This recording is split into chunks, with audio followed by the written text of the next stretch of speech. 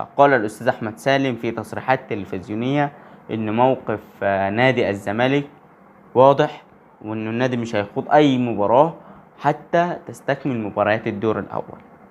وأيضا النادي يحترم جميع أجهزة الدولة، ولكن الخلافات هنا حول ترتيب وإدارة المنظومة الكروية بالإضافة إلى التحكيم، بسبب اللي حدث وإن الزمالك فتح تحقيق عاجل بعد مباراة المصري. وأضاف أن النادي لديه مطالب شرعية ويريد معرفة السبب وراء تغيير وترتيب مباريات. النادي لم يتلقى أي إجابات منطقية حول تحفظات النادي بشأن ترتيب المباريات أو التحكيم.